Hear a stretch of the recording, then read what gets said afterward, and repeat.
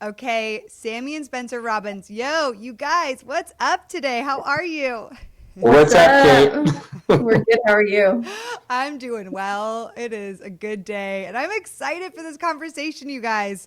We were just saying, like, I think we talked back in the fall of 2020, and I'm thinking back to even just from then a few months ago, how much has changed for me in life, like just so many things. So, how have you guys been the last few months? We've We've done a honestly, lot of travel. yeah, we're Yeah. exhausted.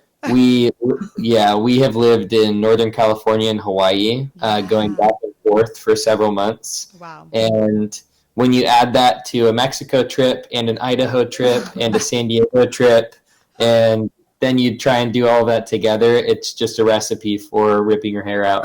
No, but it's been No, it's really honestly good. been fun. It's just been chaotic. Oh my gosh. Also, where did you go in Mexico? Because I was there earlier in the fall last year. And I Oh, need to, that's right. We yeah. were we went to Cabo for a couple Oh, days. nice. Yeah. Beautiful. I don't know why Mexico is like the place right now. I keep having dreams about Mexico. So I'm like, I think it's in the cards for me in 2021 to go back to Tulum because I keep dreaming about it. I love it. Well, we're doing that. We're We're doing going that to in Tulum three in weeks. February. Yes. Oh my gosh. Please do it. I'm going to send you Rex. Everyone listening, also go to Sonara in at Tulum. It is my favorite hotel and go to the Real Coconut. Y'all have to do it. Everyone listening has to do it. It's so good. And she's not getting paid by them to say No, that. I know. I'm not at all. And I even went through a hurricane while there and we had to be evacuated. So even with all that, I still really love it. That's So amazing. excited. Yeah. Well, guys, I want you to just quickly introduce yourselves and your hearts and what you do. So, I think the work you're doing is phenomenal, and I'd love for people to get to know you guys a little and what you do.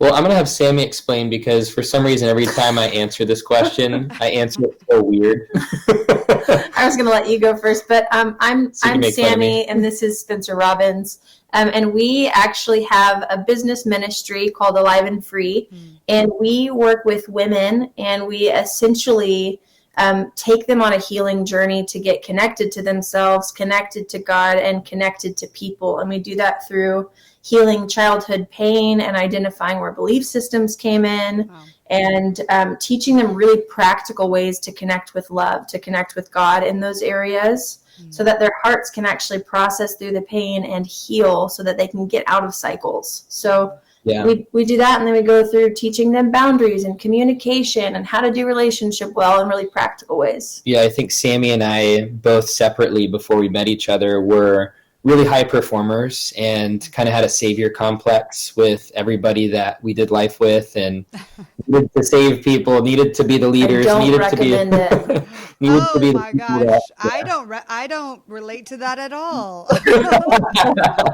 it's one of those I think it's one of those things that exists for people that are pursuing anything. It's just kind of there and you recognize it. And I don't know if it ever like really goes away completely, but Yeah.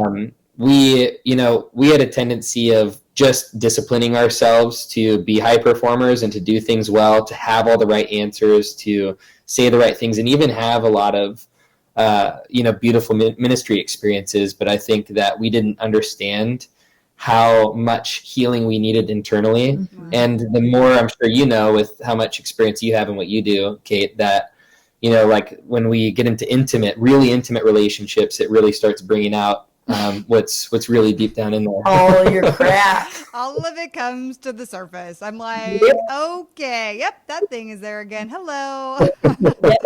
Yeah, so the heart in what we do is really right now we've just been working with mostly single women, and we really just want to prepare them to do relationship well, whether that's just relationship or whether that's marriage.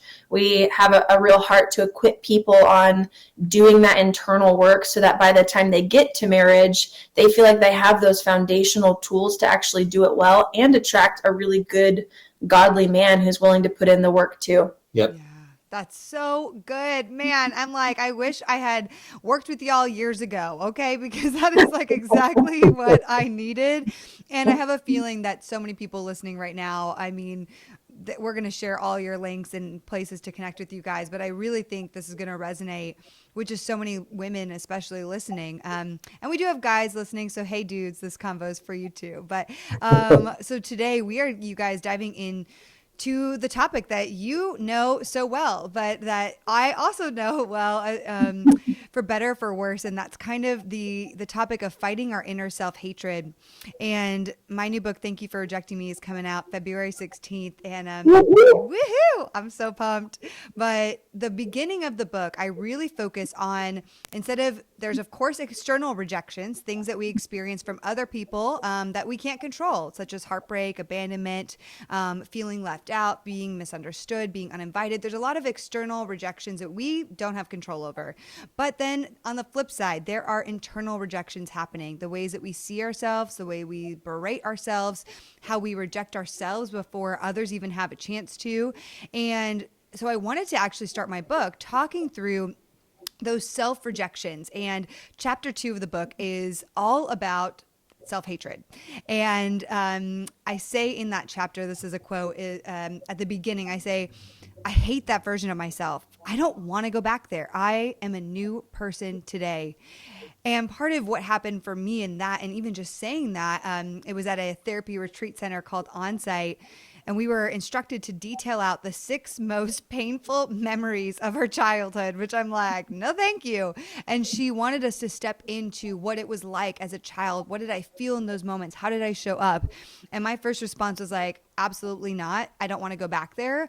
And I don't want to take a look at that part of myself or that version of myself, because like I hated that part of how I showed up in my life and what I thought other people experienced of me at the time.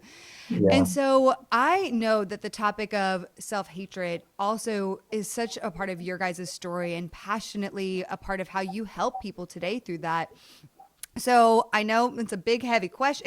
It's a big question, but if you guys could just share some of the ways in which self-hatred has kind of plagued you in your life.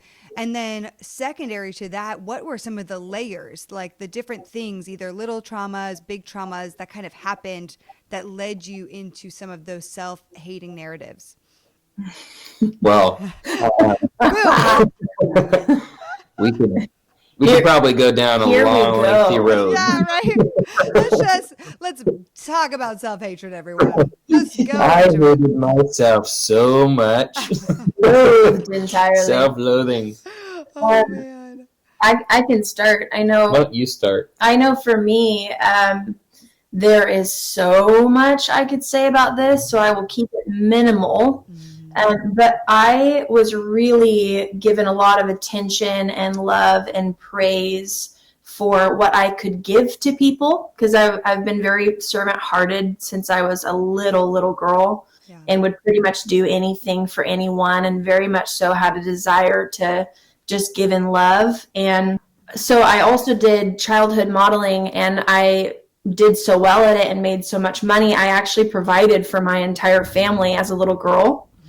And I was very much so praised for being a model. I was given attention to by kids at school for modeling, and got a lot of love and affirmation from my mom because I modeled, and was also rejected by my sisters because I modeled and because I was favored by my mom. That sounds a lot like my story of modeling too. Oh my gosh. So never happened. Yeah, I was picking up on that. So it was this weird like combination of different factors where I was given so much love because of the way that I looked. And by the time I was 16, 17, and 18, all of my childhood pain started like coming to the surface, where oh my gosh, I remember laying in bed, holding the skin on my stomach, wanting to like rip the fat off of me. I remember so desperately wanting to be outside of my body, and just did the whole thing: fake tanning, fake nails, fake hair, fake eyelashes. Couldn't go to the grocery store without looking entirely done up, but it's because there was so much attention and worth and praise put on my image. Wow. And the only times I really got any glimmer of love or acceptance from the people closest to me is when I was giving to them. Wow. So love for me felt contingent on my generosity and my image. And so for me, I was always falling short. If I didn't get the attention from a guy that I wanted, or if I got rejected by a friend or a friend group, or if anything circumstantially happened, I automatically would start hating and shaming myself for not being enough and not looking a certain way. And so I had so many years where I was escaping through smoking weed and drinking and trying to look a certain way and trying to do all of these things in order to get love and acceptance. And I'm still, even I've been on a healing journey for the last 8 years, and I still find these like little glimpses of, oh, that's the version of Sammi that I hated and shamed and tried to get rid of for so long. Wow. And so I'm still, for me, I think it's a forever healing thing where it's layer by layer. Yeah. But I know Spence's story is a bit different than mine. Yeah. And there's so many similarities too, especially in regard to body image. I lost 100 pounds in high school, and that was because I hated chubby 12-year-old Spencer so much, and I made him responsible for my rejection a lot of my life and my aloneness. And when I lost 100 pounds, the world started treating me differently, and I noticed that like girls even thought I was a new kid at school, and and all of a sudden girls started throwing themselves at me because high school girls are crazy. And what are you talking about? I was not that girl at all. Hello, that's me. Right. Yeah, your ears are not burning. High school boys are crazy too. So no, when I was 16, I had 16 boyfriends. So trust me, I was throwing myself in every guy's face at 16. I was like, hey. Honestly, that's prepared you to manage so much this late in your life. That you've started early. Oh my gosh. Seriously. Wow. If only I saw it that way. But I know, I think about our 30 employees and I'm like, man, I don't know how you'd manage 16 relationships. I know, right? I don't even know. It was literally the thank you next. It was like, you've served my purpose. On to the next one. Okay. This is before Netflix, everyone. I had my entertainment through all the boyfriends. Wow. Honestly, I'm not even mad. I'm just impressed.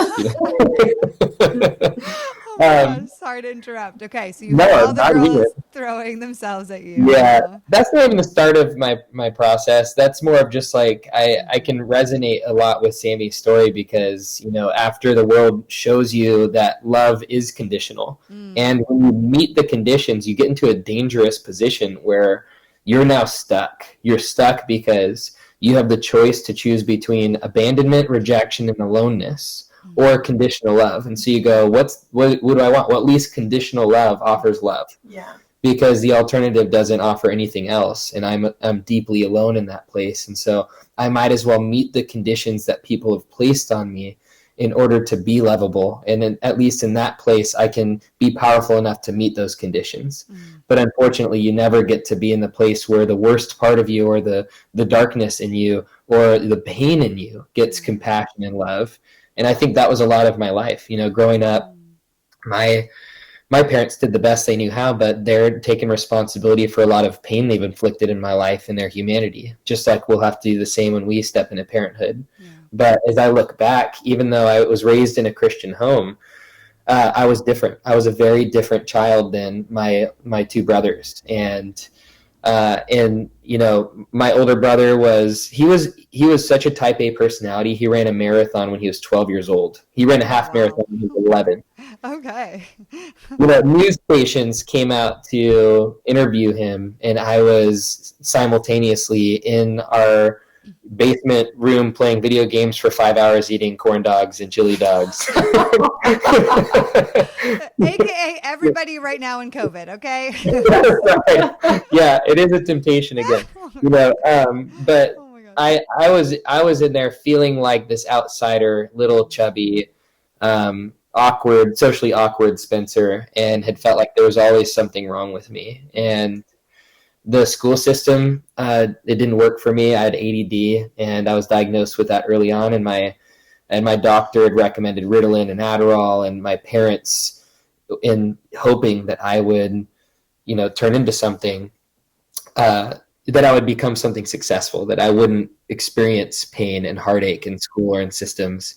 They put me on pills, but it shut down my social skills, and it led to a very lonely elementary school experience and middle school experience. And I remember crying, so many different nights because I didn't have any friends. And I think when I hit high school, I recognized there was this new pool of community where I could be someone new. And that was the moment that I started completely rejecting and hating chubby 12-year-old Spencer, and the part of me that was awkward in different ways. But that same kid that I rejected for his awkwardness or for his pain or for the way that coping manifested in eating, in the same ways I rejected those things, I rejected his tenderness and his hunger and his curiosity, and I rejected all the parts of him that made him beautiful. And I think that was something that I carried into adulthood. Yeah. And along with that aloneness, I had a huge porn addiction since I was 11 years old. Wow.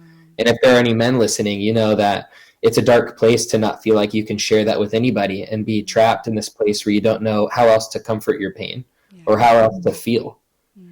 So that's a lot of my story. And I don't want to dig too deep into it, but I can definitely resonate with a lot of self-hatred. No, I mean, gosh, we're just all sitting in the pool of self-hatred right now, guys. We're all sharing the self-hatred because so much of what you were even saying, both of you guys, is bringing things up for me as well, with especially body image being, and that was honestly the first chapter of my book is written on insecurity and body image. And that's the biggest way I believe we self-reject for both genders, to be honest. And body shame is a huge trigger for so many people. And you talk about it too. And I want to just quickly address the numbing vices because this was something that I really had to pay attention to. And I write about that in chapter 2, where my therapist at this place on site, she's like, you are covering up all the parts you hate about yourself. There's a lot of shame layered on top of that parts of your soul, but then you're covering all of that shame up with all these numbing devices. And for me, the numbing looked like performing. That was my number one. My number one was just performing, being the best. I'm an Enneagram 3, and it just was like, be the best at everything. Perform, have everybody like you, get validation. That is like my drug was validation. And then my other drug was dating and sex, or anything sexual. And so I had to, and I was like, oh my gosh, you're right. Like the reason why it's easy for me to not look at all the shame is because I'm just like, I'm performing and I'm good now because I'm just numbing away all of those parts.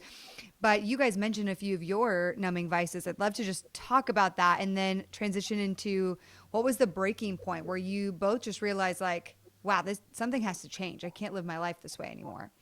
Yeah. I love that. I know for me, like my dark days was when I was like 18 years old and drinking and smoking. And that was my first attempt at numbing until God really got a hold of my heart. Yeah.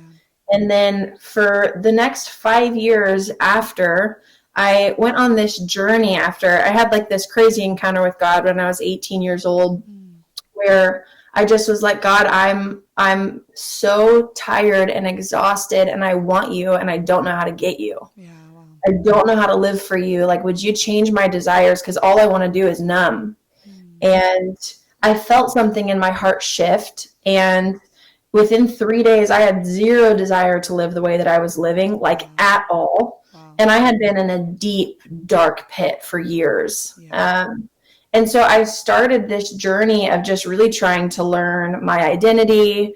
I started getting aware that my eating was unhealthy and that my training was unhealthy and that the way that I talked to myself was unhealthy. And I spent a year or two just kind of unraveling and getting really self-aware and trying to do like behavioral modifications to try to kind of disarm some of that stuff. Yeah. For example, I would try to not work out for like a month. Or I would try to eat ice cream instead of chicken lettuce wraps. It's like coming in the opposite spirit. It was, it was thinking, just coming in the opposite spirit. Maybe I can just quit doing all of these behaviors and my self-hatred will go away. Right. Yeah. And, behavioral modification is like putting a Band-Aid on a wound. Yeah. It doesn't actually help it heal. It won't ever heal just because there's a Band-Aid on it. Mm-hmm. But the wound needs love and compassion to heal. Yeah. And so I went deeper into this journey where I was still working out 3 hours a day, but spending the time listening to sermons, watching testimonies, praying for people in the gym. I was being like crazy ministry, Sammy. Yes. I love the phases of our life of different things. Like then that was crazy ministry, Sammy. Oh yeah, girl. I was like, I was high on Jesus in those years. I was seeing some beautiful things happen in my life, but she was very spiritual. I was still numbing my pain. Yes. I honestly numbed my pain, and so did Spencer with ministry for several years. Yeah. That was a meditation for sure. If we can see the next miracle and we have the next amazing story of how God healed someone or how God showed up or how God spoke to us about someone, that was honestly a numbing vice for us for a while. Yeah. But for me, I was still working out like sometimes 3 and 4 hours a day, trying to put my good deeds and my pursuit of Jesus like to cover it up. And I think like something that's interesting that for me was really freeing learning is that I would try to keep my conditions right in order to keep me worthy of love. Meaning like a lot of people are like, well, I don't hate myself. I don't struggle with self-hatred. But self-hatred is conditional love. Yeah. Meaning if you like and love yourself whenever you have a flat stomach, but you don't like and love yourself whenever you have love handles, that's self-hatred. Well, like we never just hate ourselves fully. Like that, people that live in the pool of self-hatred, they end up ending their lives. That's where they're like, there's actually no part of me left that is worth keeping alive. Yeah. That's where it's one completely. But we adopt that relationship with self-hatred because it serves a purpose for us. We're like, actually, I'm going to make self-hatred a friend because it's going to give me what I need, which is the conditions. Yeah. It's going to give me what makes me lovable. So I'm going to hate myself enough to get that. So we think if I can keep all of these external and internal conditions right, then I'll be worthy of love. So that kept me in the gym 3 hours a day. That kept me like cracked out on Jesus, like on a ministry high. That kept me eating super, super clean. And if I didn't eat clean, I would come up with a plan in all of the ways that I needed to, quote unquote, get back on track again. Yeah. And so for me, a lot of my self-hatred manifested in being on this hamster wheel of trying to keep the conditions right. And I got so freaking good at keeping the conditions right, Kate. Yeah. So good that I actually didn't often even see my self-hatred. Yeah. Yeah. And it really wasn't until Spencer and I started dating. I'll try to keep it quick, but when Spencer and I started dating, I remember there was a week that I felt really vulnerable because I noticed I had a lot of feelings happening for him. Yeah. In the same week, I lost a job, and in the same week, I sprained my ankle. And gosh, felt like all the things. Okay. Oh yeah. It made all my crap come to the surface, and I remember control all those conditions anymore because everything is changing all at once. Bingo. Yeah. And so feeling out of control is a huge trigger for me going into self-hatred. Yes. So I felt out of control with work. I felt out of control in my relationship. I felt out of control with my body because I couldn't run as much as I was. Oh, yeah. And I remember walking on the treadmill next to Spencer, and I was telling him, I just feel frustrated and my ankle hurts. And I was still trying to walk even though my ankle was hurting. And I was telling him, I need to be better on my diet. I need to be working out more. And I started listing out loud to him all of the things that I needed to change. Wow. And I was vulnerable with him in a moment. And I told him that I don't know if it was the day before, that afternoon, I had determined in my head to fast until a certain time that day. Wow. Like I was seeking Jesus, but actually it was just me trying to be skinny. Yeah. How many people you probably know in LA that are quote unquote fasting. I'm going to do the Daniel fast right now, but really, I'm just losing weight. Like, Models and actresses. I just and, really and want to actors. seek God this month. Like this month is the specific month I need to seek God and get skinny. So I had determined to fast, and at noon I was starving, so I made a bowl of vegetables. Wow. And I shame spiraled after I ate the vegetables because I broke my standard. Oh my gosh. Yeah. It wasn't even about the food that I was putting in my body. It was that I put food in my body when I said that I wouldn't. And I went to the bathroom and I threw it up, which is what I did when I was 17 and 18 years old. Yeah. Wow. And so for the first time in years, I'm like, oh my gosh, I've been quote unquote healthy emotionally and spiritually for years. I can't believe I'm here again. I felt so out of control. And so I told him, hey, I threw up and I need to fix all of these things in my life. And he was like, Sammi, when are you going to love yourself when your head's over the toilet? Wow. And I was like, what? And he was like, you're trying to get rid of all of these different parts of you. But what you actually need is love and compassion. You trying to fix all these things isn't going to make your self-hatred go away. Yeah. Yeah. And at first, I just rejected what he said. I was like, that's inspirational. Oh, you're cute and wise. Sounds good. Thanks. Thanks for that. And then I go home and God says to me, it's been the tools that I've given you that's brought you transformation, but you've never actually let my unconditional love heal you. Wow. Wow. And I felt it stab me in my, like, it was one of those things where it's like piercing your spirit and your soul, where you're like, oh gosh. And I realized every time I had talked about the healing and the transformation I'd gone through, I would always talk about all of the cool tools that I had.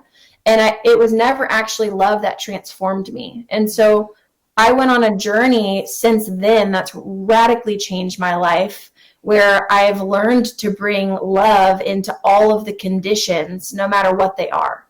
So when I'm feeling the most unlovable, when I'm getting triggered into parts of me that I don't like, learning how to bring love from myself and from God into those moments. Yes. But it was really Spencer that changed my life. Wow. Yep. And make sure you note of that, audience. Just kidding. Totally Find kidding. you a man and your life heals. Nope. Okay.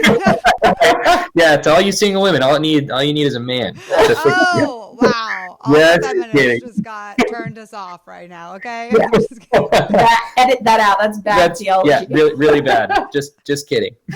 No, I mean, but this isn't, well, but I do want to say on that note that the beauty of relationships is it can heal certain woundings as well. Like we shouldn't depend on it for that, but the secure love, the support, the consistency of somebody can heal some, because it's reflecting like a mirror towards you. Like it's like, oh my gosh, it brings out the crazy crap. And then it also, but the way someone loves you can reflect God's love towards you in a way that maybe you haven't been giving yourself or are used to giving. Yeah.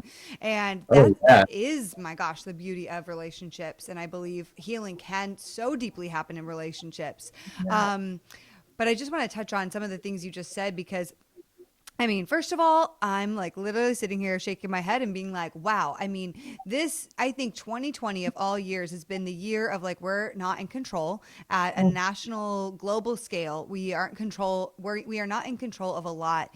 And that's been a big lesson for people this year, having to live in the obscurity of like, what's next month going to hold? Are things going to be open? Will COVID end? Will this, that, and like what is going on? We've had to become more comfortable with living in obscurity. But this control piece, and you talking about the conditional love, man, I'm just like hit over the head with this one, girl, because I'm like, that is so defined my life, where if only I can control all these things, then I feel so good. And what happens in singleness, a lot of the singles listening, we get really good at that. We get good at like my life. I wake up at this time. My coffee is here. I control my diet. I eat when I want. I sleep when I want. Like all the things are like very much perfected. Our specific lives in a silo. And if I don't want to see a friend that night, cool. I don't have to. But way different when you enter into a relationship. And now you're learning sacrificial love, and they like to eat at a different time, and they like different foods than you, and they have different needs than you, and just you're like, what? Oh my gosh, this is not my perfect little conditional bubble. Oh my gosh. I have no idea what you're talking about. We just honestly, we had to work through like a 10-minute confrontation last night over food. Oh my gosh. There, you guys, that is hitting you on a different level. That I love it. But even on that point of food, like something I've learned, and I was in a relationship in 2020, and something that happened in that relationship was we eat slightly different things, and it was COVID, and honestly I gained weight in relationships, and it is a big challenge for me to be still okay with myself and my body, even though sometimes I gain a little weight, because it's my eating pattern is off. If I want to eat with them, or we're making meals together, or we order food together, it's like you're suddenly eating what that person eats. And you're like, wait a second. Why did I put on 5 pounds? Do I still love myself with the 5 pounds? And really going through those layers. I mean, those are things for me that still come up. But there are people listening that are listening. And I loved even, Spencer, that you said, self-hatred, it's not often that we're just living in the pool of self-hate where we hate every single part of ourselves. It's really that we're dipping our toes in these waters, and they're just easy pathways in our brain to go down, especially when it comes to certain things. And those are things that people are so afraid to look at. And just like back to the quote I said at the beginning, it's like, I don't want to look at that part. Like, that was old Kate. Those are my old ways. Those are no, I'm not even going to go there. And what I had to learn was how to step out first in courage, to take the first step in courage to go through those painful layers. So what do you guys recommend for people listening to practically take that courage and start the process of facing some of the layers of shame and self-hatred that have built up for potentially years? So good. I'll start just by saying, what we don't feel, we don't heal. Yes. Oh, man, I love that. Yes. So if we don't actually examine these different things, like, we think that if we can ignore or hate away these different versions of ourselves, that will be different or be better or be more lovable. So even with you saying, like, I hated that part of me, I'm new now.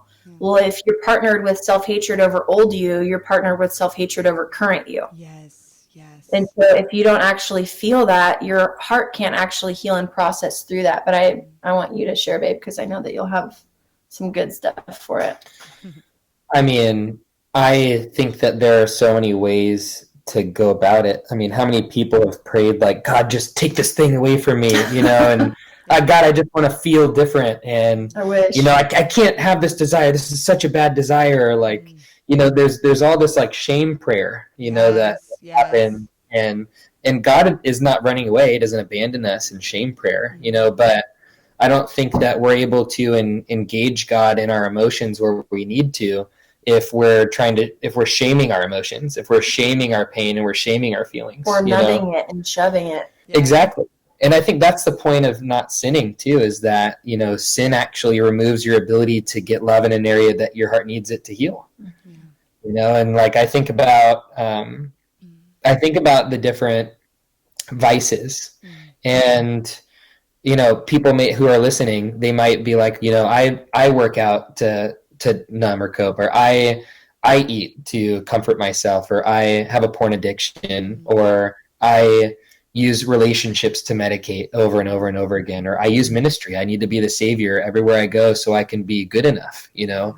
And there's probably a root core pain there in family and childhood of like, I needed to be someone that was significant in order to be loved. Like the only time I got admired or loved by my parents was when I was doing great things, because they were fairly dissociated.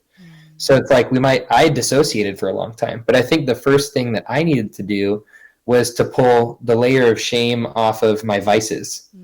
So instead of shaming sinful Spencers, the part of me that messed up, the part of me that, with porn, for instance, I had for years and years. So like from age 11 to like, my two big things in my life were porn addiction and then addiction to working out Yeah. measuring every gram of food and throwing up after every cheat meal. You know, it was Wow. like these two prisons of torment that I lived in. Mm. And I had done with let's take porn for instance, since that's such a such a common thing, not just with men but with women. Mm. With medication, Yeah, we it's growing with that too. I like to absolutely, call that out because there's a lot of women, especially now, who are like, "What? I can't tell anybody about that," you know? Yeah. totally. Mm.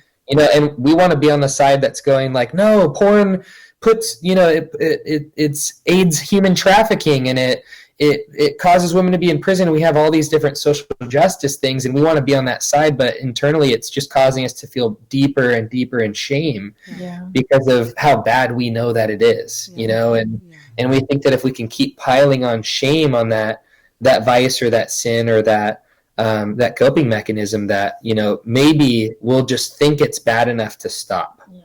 Yeah. Maybe we can shame the part of ourselves that's doing that, and tell ourselves that we're so disgusting that we'll never want to go near that again. And like I even see that, not to make a huge tangent, but I see that in the way that people talk about their testimonies, how they're like, I was an awful person. I was lost in sin. I was like this, it's like this language. It almost makes them like this really bad person until Jesus.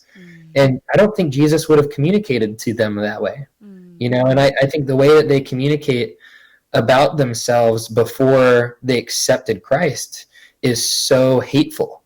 Yeah. And honestly, like, for God so loved the world that he gave his son, like, I think that's a huge need for Christians to understand, is like, you were not lovable because you got the Christian conditions right or because you repented. You repented and you got to experience salvation, but it never changed how God saw you the whole time. He always loved you. The woman caught in adultery, she was free. She was able to be free from sin. Jesus said, go and sin no more after.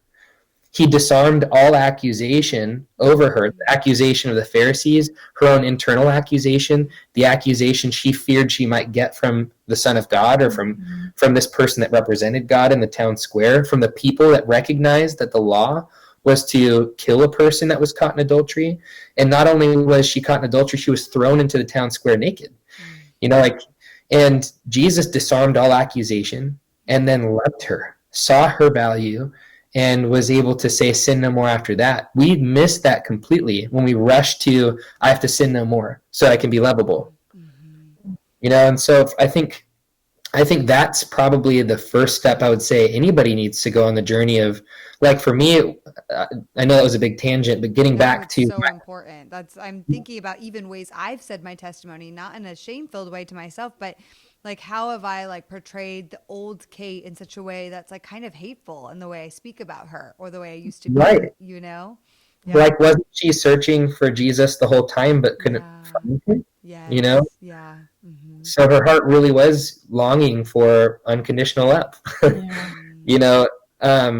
So for me, with my porn journey, I had gotten to this point where I had done ministry school, and I was doing a lot of ministry and seeing a lot of beautiful miracles on the streets and in churches. And my porn addiction had probably gotten to the point where I might only have like a mess up every couple months, 2 or 3 months. And I'd talked with friends, and then I would go straight to the word and worship and soak. And then, okay, I feel like I'm free from the remembrance of that sin because I threw all these scriptures at myself, and I was able to get in the presence, and okay, I forgive myself. And, it's like, but it kept being this cycle. And I recognized, I had gotten leadership, and I have a really close friend that was mentoring me at the time, and he had walked me through a lot of this. But in that process, I had recognized, like, I actually never invited God or unconditional love in immediately after I messed up, immediately after I sinned, immediately after I looked at porn and masturbated, and what my heart needed was to know that I was loved in that moment. What my heart deeply needed to know was that I'm not to be shamed or accused in that moment. That's actually the wrong kingdom. I needed to know that I was loved, that that's not who I actually was. But if I kept doing that, love would not be withheld. God would not abandon me. He's actually in it in those moments, and he's not going anywhere. And I needed to learn that on an emotional level, and after that, after it's like, and honestly, it was probably a couple months of me just inviting God in the moment after I'd messed up every time. So where I stopped being like, I'm going to shame myself. And then I got to the point where I opened up my laptop one day and I was like, I actually don't want this. This disconnects me from myself. Like, I don't want this, not because of shame. I don't want this because I don't want this. Yeah. I think when it comes down to it, like, we choose those things, we choose those numbing vices because we have deficits. We're just looking to get our needs met. And if we choose into that deficit and we choose into that thing that harms us in whatever way, shape, or form, and then we partner with self-hatred or shame after, it actually puts us back into a deficit, which perpetuates that same exact cycle. Yeah. Wow. And I think for both of us, the thing that was so healing for us is learning that compassion is actually the door to unconditional love. It's the antidote to shame and self-hatred. So if you can learn how to partner with compassion in those moments, for example, going back to, actually, for those of you listening, I'd love for you to write down, what are the versions of you? We can do it like Kate's counselor did. What are the 6 versions of you in your life that you hated the most? Whether it's an age you were at or a situation that happened or the seasons, like, reflect on those and write those down. Like, for me, it was the version of Spencer that threw up after meals. It was the version of Spencer that was chubby and responsible for rejection. It was the Spencer that had ADD and couldn't focus in school. It was the Spencer that was religious Bible thumper Spencer that went preaching, religious Christianity at everybody. So like there's the different versions of myself I had carried judgment over. So after you look at your list of all of those different versions of you, I want you to think about you being a little kid or a teenager or an immature adult that had needs, like a lifetime of needs that had gone unmet. That younger you wouldn't have those deficits if they had a mom and a dad who knew how to really love them and care for them. And even if you had a good mom and dad, they're not God. Your mom and dad weren't Jesus, meaning they're not perfect and they can't be your full source of love. So there are, whether we have been through abusive childhoods or neglectful childhoods or just had mundane childhoods, we all had tons of needs that have gone unmet. And the truth is that if they were met, we wouldn't need to go to those things to fill and to numb and to quench. And then we wouldn't be perpetuated into self-hatred. So if you can look at that younger you with compassion and recognize, was I doing the best that I knew how to do? What was I needing? What was the pain that I was going through? What was I looking for when I was sleeping around with guys, when I was doing drugs, whenever I was going to pornography? What was I in need of that I wasn't getting? Once we can learn to partner with compassion for ourselves in those areas, it's actually easy to bring love in. It's easy to disarm shame and self-hatred. So I think for me, what I would say to that is figure out how to connect with compassion for those different parts of yourself. Before the conditions are right. Yeah, before you fixed anything. Man, what you guys are saying is exactly like what my counselor and that I write about in the chapter 2 is that, like, I had to look at the deepest parts of my soul and, in essence, my inner child, and look at what she was experiencing. And in this session we did what was called a sculpt, where you have other people. It's a group therapy thing, and they're like acting out different people in your life. And so I have my mom, my dad, my brother, like everybody's acting out a different role, and then somebody's acting like your inner child, you in that moment. And I had to watch what was going on to me and realize, like, man, what is actually happening to her from an outside perspective. I looked at it and I was like, I've been hating this version of myself. And when I could step back and realize, wait, Kate, this like little version of Kate just didn't feel seen and heard. And she flailed her arms and she had temper tantrums and she got loud because she just wanted to be seen. Like, she was called dramatic and she was called She was told that like to stop yelling or to stop talking and to stop, and I was really only rewarded for performance. And so I learned that the conditional love was like, oh, if I want to be recognized and heard, I perform, like that's what I do. And so I started seeing this version of myself because I started in my childhood years having to control everything by being loud, by being the best, and then controlling friends. Like I would be very strict with my friends. Like you have to do things, everything I say, because I thought like, man, this is how I could try to control things when at home, everything felt so out of control and I felt so unseen. And so when I could finally like lift some of the layers of shame and see that, like I remember in this moment, like collapsing on the ground, like crawling over to like my inner child and being like, I'm so sorry. And it was Yeah.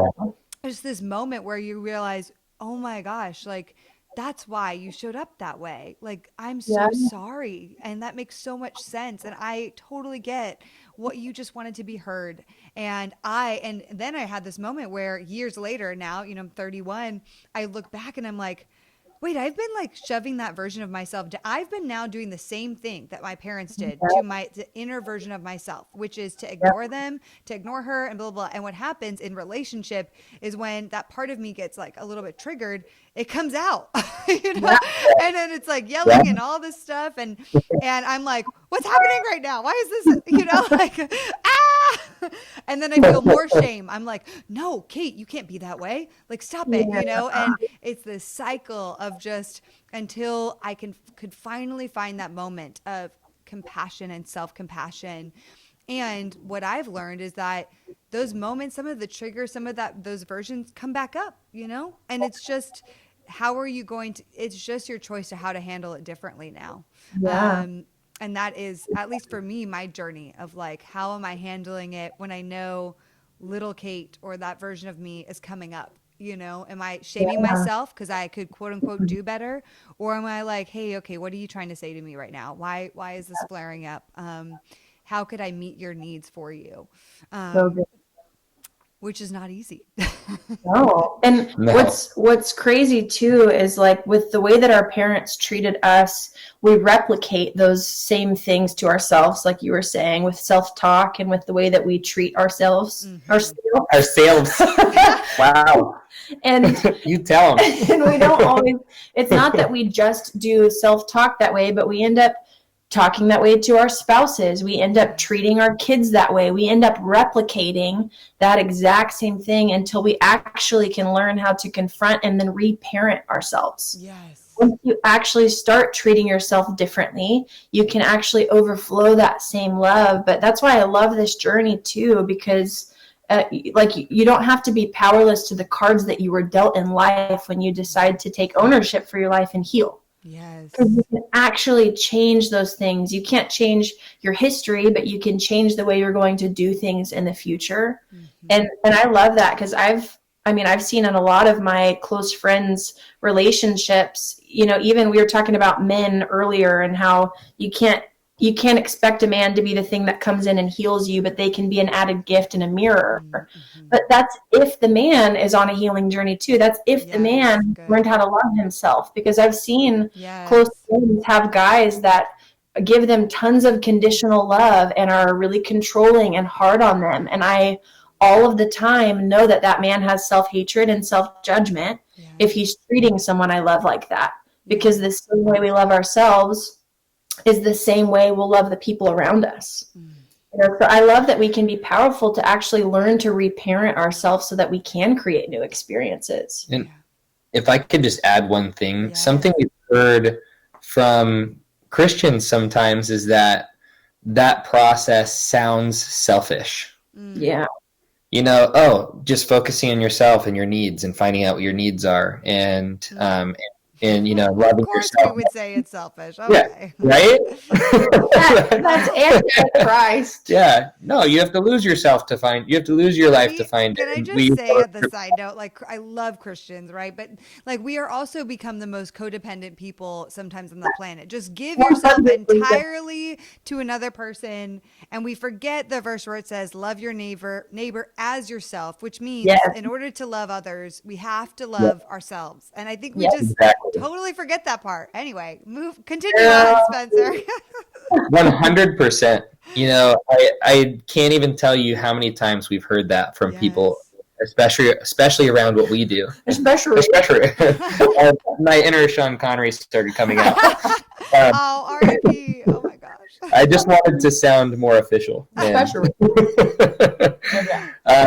We hear that so often, and so I am sure that there are people listening to this right now that are probably thinking like, this is not the Christian life, though, to just serve yourself, to identify your needs and meet your needs, and to, it's like, and I think there can be that judgment that creeps in somewhere along the way. And I just wanted to speak to that if you are not learning how to meet your needs will find a way to meet themselves no matter what, which is why sin exists in people's lives, is because they've shamed their needs enough to not get them met in a healthy way.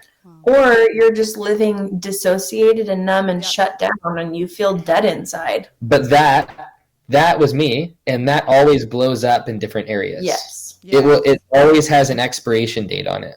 It's like the people in relationships, not to be generic, but I've experienced this a lot. Like, hey, I do want to serve in a relationship. I ask them, like, hey, what do you need from me right now? Or what would be helpful? And they're like, nothing, I'm good. Don't have needs. It's very much, I'm like, you don't have a single, nothing's coming up. Nothing?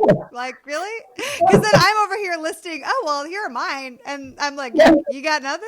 Okay. That feels exposing. That was me. And it totally shuts down and blocks all intimacy and connection. Yes. I learned in my family that there wasn't room to have needs. Yeah, wow. Mm-hmm. So if you did, then you're weak. And if you did, then your needs would always get drowned out by somebody who had bigger needs, and so I learned that unless you're in an emergency, your needs don't matter. So that's what we do. So I see so many Christians that go like, my needs don't matter. I don't care. I'm good. I'm fine. I'm surviving. I'm good. Except, what happens in ministry is you're not actually loving people because you love them. You're loving them out of understanding what love looks like at a conceptual level and doing all of the things that look like love. Like, how many times have we heard people say, love is a verb, like, and it's almost like this thing we're trying to convince ourselves, because we don't feel compassion towards people or love, that, it's just, you just do it, you just do it just to do it. And it's like, well, that's not how Jesus functioned. He didn't respond to the needs of people around him. It said Jesus was moved with compassion and healed this person. Jesus moved with compassion, set this person free. And I think we only have the capacity to feel compassion for people around us when we have been able to experience it ourselves, when we've partnered with God's love for us. Yes. Like, loving ourselves is actually just agreeing with God's love for you. 1 John 4:19 says, we love because he first loved us. And we don't have any ability to give that away unless we agree that we are loved. Yes. I actually, and this is like reminding me, like the other day, I think it was yesterday, I was on Instagram stories, and somebody I follow, I won't call it out, posted a story about a podcast that was like, is self-love biblical? And I was like, okay, I'm going to have to listen to that one, because I'm pretty sure I don't agree with whatever they're going to say right now. And I've had them on the podcast before, so I'm like, let me listen to that. I'm so curious. They could be like me, though. Like, I did a YouTube video talking about how, like, love is a choice and choosing a partner is a choice, but I titled it, God Will Tell You Who to Marry. Oh, right. But I did it to just challenge and poke. Oh, right. That's good. So yes. She could be just poking. Like, she got you. She got you. I'm like, wait a second. That reverse psychology. I love being confrontational like that. It's my favorite. Yes, it's great. Get them in and then be like, this is not what you think, guys. But I know that you clicked on it. Just kidding. So just to wrap up, the self-compassion, someone's listening right now like, oh my gosh, I don't even know where to start. Like, just give them some sort of starting point, action point. Sammi, you detailed out, like, write down those 6 versions of yourself. what is like one step on the journey? Because sometimes when we look at the self-hatred and we think about like the layers that have piled up on it, for years and years and years, it can be really daunting to look at that and be like, I have to go through all of that. Are you kidding me? Like, and so what helps me is just bite-sizable, like this one thing you can start on the journey to do, because we can't give them everything they need for the next 6 months to a year right now. But there's one step, something surely that they can do to start that journey without it feeling so daunting and overwhelming. Yeah. Well, I think anytime we make a mess in a relationship, in order to reestablish trust and connection, we need to clean up our mess, right? Yeah. If you do something that hurts your significant other or your friend, it looks like taking ownership and apologizing and cleaning it up. And so I think that with compassion, a really amazing first step, like for example, with those 6 versions of yourself, or even one, if 6 feels like too much, pick one version of yourself that you've hated and have shame about or guilt about. And if you haven't recognized that you have hated yourself, own it. Yeah. Like own not just the ways that other people have rejected you or shamed you, or your parents didn't, love you in those moments. Like own the way that you partnered with it. Well, because a lot of the times when we get rejected by someone else, or we have been shamed by someone else, we decide to partner with that same self-rejection and shame towards ourselves, and we do it as a protector. Accusation. It's like, I'm going to reject me before you can reject me. Yep. Because if you reject me, then it won't hurt so much because I already decided. It's like this glimmer of hope that we can feel powerful over circumstances. And so in those areas, or in that one area, I think one thing that's really helpful for me is visualizing things. So like closing your eyes, getting really familiar with that version of you in that season and what you were going through. Like actually connecting with the humanity of your. Yes, that's so good. And see yourself walking up to that version of you, and then take ownership. That might sound like, for me, Sammi, I've partnered with so much shame and self-hatred over you. You were rejected by people, and so I decided that you weren't enough. Hey, when this person left you and walked away, I told you that you were the problem, and I've hated you since then, and I'm so sorry. I didn't know what I was doing. Would you please forgive me for shaming you and for judging you and rejecting you for all of these years? I had no idea, and I was just hungry for love, and I didn't know how to get it. And some people can't get to that point yet because they may have partnered with self-hatred at such a young age. Maybe that was the way their parents actually parented them.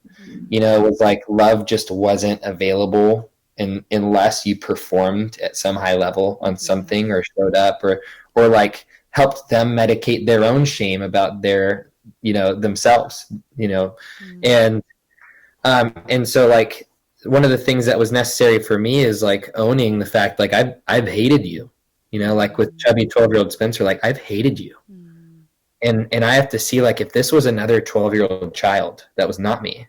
Like I'm numb to hating myself, but if I can see it, there's another 12-year-old child, whether that's a cousin or somebody, a friend's brother or someone on TV, like someone that I can see some humanity with. A niece or a nephew that you love, and how you would talk to them. Right. And getting to go, this is not just a thing. This is a person. This is a human being that I have shamed and hated and spoke ugly, ugly things to over and over again. Like, I think it's so important to own it, because if you can't own how wrong it was on your part, then you can't actually recognize the pain that that little child in you has been experiencing over and over and over again. Like if you walked up to a 6-year-old and you're like, how dare you? You are awful. You're disgusting. You are a disgusting child. Like, how would that 6-year-old feel about herself? That like hurts my heart to hear. Right. And yet that's what we do. That's what we do, but we don't know that that's what we're doing, and so we have to get we have to associate with that, and associate with the humanity of the child in us that has been experiencing that over and over again, and the part that we've played in partnering with the accuser and rejecting God's love that's been present the whole time. God's actually like, I want to love that kid, but you've been blocking. You've been actually holding a stiff arm and saying, nope, love's not allowed here. That doesn't work in my world.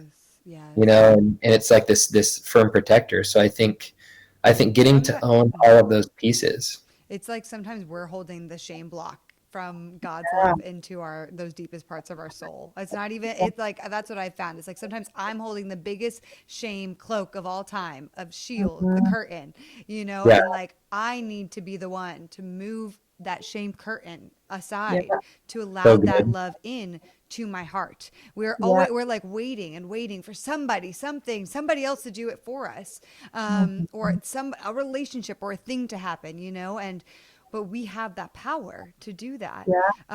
When I first realized this in a bigger way, it really was like a year and a half ago. I really had to make a consistent effort to start doing this a lot, like to connect to the inner parts of my soul, my inner child, to go back there, to spend time with those parts of myself that I had rejected for so many years. And it's still a journey, you know, to continually prioritize. I'm humanizing that part of myself and making sure I'm loving that part of myself. Because I know if I don't, it's so easy to just go back to like, oh, I did it once. Okay, good. We're good to go. You know, like it doesn't work like that, everyone. Like, and I'm like a productivity machine. I'm like, I'm just going to like get it done and we're going to do it and cool, off we go. And it's just not like that. And your heart's left in the dust. You're like, I know. I haven't felt for weeks. It's like, yeah, we did that one thing one time, Kate, then you abandoned me. I'm like, oh. Like, I'm an awesome friend. Okay. No, I'm just kidding. Oh my gosh. But that's seriously what it's looked like for me. And I can tell when I'm coming back into like my busy, the performance vices, and I'm like moving away from that time spent with connecting to those parts of my soul. It's so obvious. Even in COVID, I like saw those tendencies in myself because I was like, everything else feels out of control. So I feel tempted to go back to all these controlling vices. You know? I'm like, it's what I can control, okay? And I've had to get real with myself in these seasons of like, okay, wait, oh my gosh, that's why I'm flaring up right now. That's why I'm feeling more triggered, more sensitive, more whatever it is. It's because I'm just not prioritizing spending that time with those deepest parts of my soul, connecting and processing and giving myself love and compassion. Man. And it's hard, man. You guys, this has been so incredible. I don't want the convo to end, but we've talked for an hour, which is amazing. Before we close, I have the same question that every guest gets asked, so you guys will be asked it too. And that's just, what is your final nugget of dating advice for the heart of dating people today? Yeah. That's a great question. I would say my advice is that you should lower the stakes in dating. You know what I mean by that is that if your only goal is to find your future spouse, then it's a high stakes situation because every person is either your spouse or not. But if your goal is, you know, if that's a secondary goal to you learning yourself, you letting this be another vehicle for self-awareness and love and learning to love, learning about yourself, learning to love people. If that's your other goal, you're going to make decisions a lot differently, and you're gonna move in that relationship with a lot lower stakes. Because every relationship will be a success. Yes. Oh, that's so good. I literally talked to somebody about that like the other day. I'm like, we put all this pressure on dating, and we need to renew the expectations and how we're like why we're walking into dating. So good. Okay. Yeah. Yeah, and then my advice is date your best friend. Not really best friends. I can throw a lot of disclaimers Yeah, in there. no, that was my joking advice, but My dog is my best friend. Whoa. I always wanted that, like, I'm gonna fall in love with my best friend, and then every best guy friend I had, I was like, oh, I would never date them. No way. I'd be like making out with my brother. She wasn't attracted to me. And I wasn't attracted to Spencer for the first 2 years that we were friends. Wow. But then I fell in love with him. So I think one thing that I actually do recommend is like creating good friendships with men. Like figuring out how to have male relationships without romance and intimacy. I think there's a lot of safety in that. It's fun getting to build chemistry with men whenever it's just relational. And I think that there's a lot of really fun opportunities that could flow from that one day. Yeah. Honestly, Great. that's amazing. Yes. So good. Gosh, you guys, thank you so much. If people want to connect with you and find out about how to work with you or what you're up to, how do they find your incredible work? Well, we have free training that is actually a lot of what we had talked about, but a little bit more in depth with identifying. It's a training that's like, I think 35 to 50 minutes, somewhere around there. But it's a 35-minute training that walks you through like how to identify how pain has caused protectors in your life and how those protectors have kept you from love. And so that training is at www.yourheartfree.com/online-training-page. That's like a lot. I know it's a lot. You can actually go to yourheartfree.com. Show notes You as can, well. yeah, you can go to yourheartfree.com if you want to just grab like a free guide. And then we also have our own. But that training, once you watch that, and if you're interested, it'll allow you to book a call with one of our team members to look into our programs. But that's kind of like our first step. Yes. And then we also actually have what we call the Rejection Detox for people that are wanting to heal their rejection wounds and go on like a step-by-step journey of what that looks like. And I think that's like $60-something, and it's pretty packed. Like what's the link? Oh, the link is rejectiondetox.com. Super easy. Easy. How perfect can that be, you guys? Because my book, Thank You for Rejecting Me, and then you have the Rejection Detox. Hello. This is like a no-brainer for everyone listening. My book is on rejection. You guys have the Rejection Detox. This is going to happen. Anybody who's bought my book that's listening must go and purchase the Rejection Detox. Do it. I haven't even taken it yet, and I just know it's good. Wow, that's amazing. And then anywhere else on any websites, well, you gave a few websites, Instagram, anywhere else people can find you, connect with you guys. Yeah, you can go to my Instagram. It's at SAMMIROBBINS_. So Sammy with an I, Robbins _. And we also have a website. I don't know what it's called. What's it called? It's aliveandfreeconsulting.com. Oh, that's easy. Yeah. Our stuff is always changing, y'all. So I'm every time, if I've ever done a podcast or anyone's asking, I'm like, babe, what's the website? What is it called? Link? I know. There's so much happening that we don't even know anymore. So it's so fine. I'm the same way sometimes. I'm like, yeah, so my book, where can you get it again? Oh, okay. Thank you for rejectingme.com. That's what it is. Okay. Yeah. I love it. I just want to say I love what you're doing, Kate. I think it's like just crazy cool how you've been impacting people and just the honesty and authenticity that you have and you carry. It's no wonder that you have such a great following of people that are learning a lot from you. I love knowing that you are influencing at the level that you are and getting to bring impact, because I think that it's so hard to find people that are actually taking ownership for their life and doing that internal work, because it's not easy. Like it's really not for the weak. It's a really painful, hard process, but that obviously yields tons of fruit in lives. And so I just love knowing that there's people out there like you that are actually doing the work that have a platform. And so I just feel a lot of respect and honor for you, and that you're someone that's like actually walking the walk and not just talking the talk. So thank you for being a powerful person. Wow. You guys, okay, words of affirmation are my love language, and I feel that right now. But I just want to say something too to what you just said, and that is so meaningful to me, because I love so many different leaders and I love learning from them. And then when I started studying the work of Brené Brown, and I'm going to just caveat here that I'm not trying to compare myself to Brené Brown. She is like way different, like amazingness researcher, all that.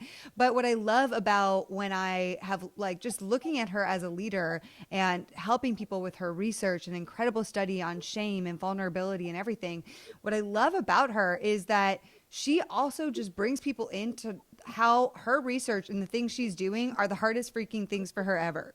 Like, and there's just something so freeing about that, about hearing somebody who's quote unquote, you know, this expert researcher talk also how it is really freaking hard for her to practice those things.